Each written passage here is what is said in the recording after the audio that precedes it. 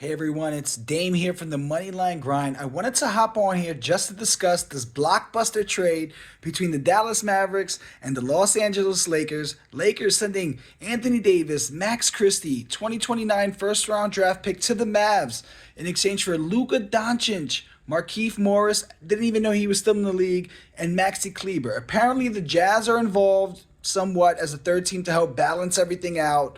This is a big trade. So let's go over as much as we can. We'll talk the details of the trade, details on the AD and Luka, their contracts, championship odds, my predictions, and my thoughts on all of this. Let's dig really deep. So Luka was eligible at the end of the season for what's called a super max contract next year, something like 5 year extension worth $625 quadrillion dollars, or I think it was like 5 years, 345 million. He loses about $70 million per year from this extension because how it works with the new CBA is if you are signed to the same team that originally drafted you, you're just essentially eligible for more money in the way the contracts are bracketed. You're just in a bigger, like it's called a supermax for a reason. It's very rare, and this is so that teams can keep their the talent that they've kind of homegrown. So some of the bad teams, they didn't want to draft a player that first contract 3 or 4 years. They build them up. They're now in their prime, and then they want to go to a bigger city or a bigger market because they'll make more money on the side, maybe doing endorsements or whatever have you. They can load in a lot of money here. But let's look at their contracts here. AD is locked in for the long haul. He has a player option at the end of this year and another at the end of 2028. And then when we look at Luka, I know he has a player option, and I think he has another year on top of that. So this gives the Lakers a little bit of flexibility in a sense. But the interesting thing here, and I'm going to be a conspiracy theorist, I'm only going to bring this ever up if it really happens. But what if AD opts out of his contract next year with Dallas and then re-signs with the Lakers, makes it a front, like not loaded or back-loaded contract that's really friendly with the next couple of years with the Lakers. LeBron actually opts into his player option, and next year they have Luka, AD, and LeBron. That is just the Laker fan in me. Let's get back to the journalism part of me. The GM, Nico Harrison, is quoted via Tim McMahon. He says, I believe defense wins championships. Getting an all defensive center gives us a better chance at winning. And while I completely agree with Nico, the world, including Las Vegas and the odds makers and the bookmakers, disagrees. Mavs odds titles went from plus 1,800 and have now ballooned to plus 4,000. What that means is whatever you want to bet on the Mavs to win the championship, 40x is your return. You bet $100, you could win back $4,000. Meanwhile, the Lakers once were plus 4,000 have now dropped almost halfway at plus 2,100. Mavs projected lineup, starting lineup. I disagree with the starting lineup. I don't even know where this came from. The graphic was on Twitter in discussion with aficionados. Kyrie, Clay, Grimes, AD, Gafford. I assume it's very effective with PJ coming off the bench. However, I disagree. You throw PJ in that starting lineup, I guess, as the small forward, and you get Grimes off the bench. That's a perfect bench player. But it's kind of old school to have a guy like Grimes start and a guy like PJ come off the bench. And Jason Kidd grew up in that type of era where you would form your starting lineup like that. But I disagree. Lakers projected with Luka, Reeves, LeBron, DFS, which is Finley Smith, and Jackson Hayes. That's a disgusting lineup. I'm going to tell you right now. I'm a Laker fan. We have Luka ball heavy, we have LeBron ball heavy, and we have Reeves, who's pretty good at facilitating the basketball. He can handle the ball, he can get in the lane all day long, and that's what you want. These are three great players, and if I don't know even call it like a Luka, Reeves, LeBron, but they do just, in my opinion, not complementary towards each other. I think you sub in Vanderbilt over DFS, but now you don't have. I don't know how you do this.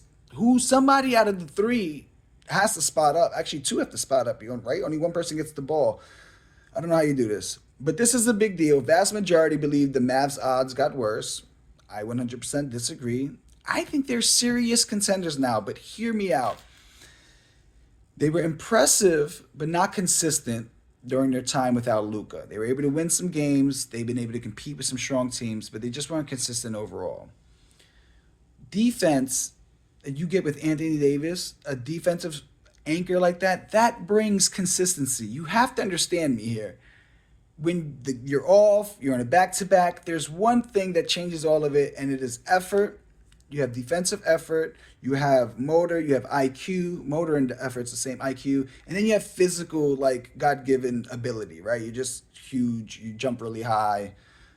Anthony Davis has like all of this. So you're okay with giving up some offense, which honestly, Kyrie Irving, I felt like has been holding back a little bit. He's trying to figure it out and play mature to this game. Kyrie Irving could score 30 points any game he wants. He could score 30 points in 3 quarters anytime he wants. He's that good. You pair him with Anthony Davis, who is a defensive showcase. So if Kyrie, who I don't think he's a turnstile, but let's say he's not having a good game defensively, or some of them other wing defenders who are good defensively somehow get beat on a rotation. Anthony Davis cleans up so much. And then on the offensive end, you're running a pick and roll, Kyrie Irving, pick and pop option, Kyrie Irving, Anthony Davis, and you throw Klay Thompson in the strong corner. Now, of course, Klay's not the same Klay, but he's still Klay Thompson. It's still the same muscle with the same memory. When you look at the defensive side of the Mavericks, we're talking Dante Exum. He's back. He'll play his first game, I think, tomorrow or the next day.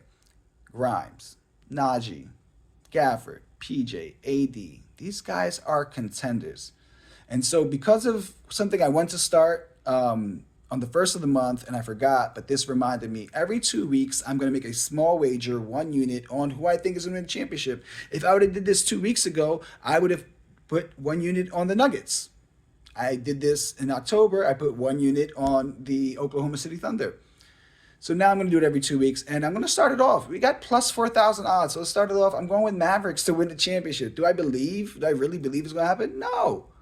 But wait a minute. Let me get a little skin in the game and see how this plays out, because my basketball mind, which I don't want to gloat about, but it's a deep.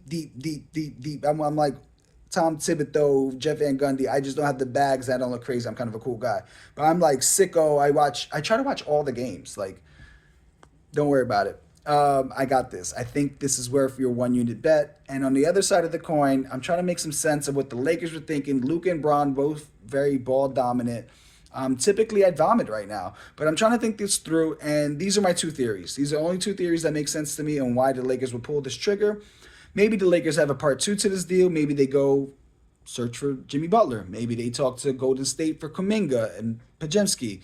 Maybe they want Jonas Valanciunas next. Not sure. The deadline's coming up, so we'll judge half of the deal after the deadline. But we cannot judge the other half of the deal because, in my opinion, my theory, perhaps LeBron James informed the front office that he's opting out. Maybe he's retiring at the end of this year. And the Lakers said, okay, well, we need to make a move now that reloads us, recharges us to prepare for that. Not necessarily make us, well, Vegas thinks we're contenders now, but not necessarily like makes us better right now, but we're in a better position. So when whatever you choose to do, LeBron, even if you change your mind, we're okay. We'll figure it out from there. So those are the only 2 theories I have. But one of the best things about the NBA is a lot of questions are answered because there's a scoreboard and a trophy at the end of it all. My name is Dame. I'll see you guys in a few hours with my best picks for tonight. I have 3 already, so check out the Twitter. I posted 3 as an early bird special. I'm trying to get 5 or 6. And we have day 2 of the ladder. Guys, take care. Have a good night. Let's get this money.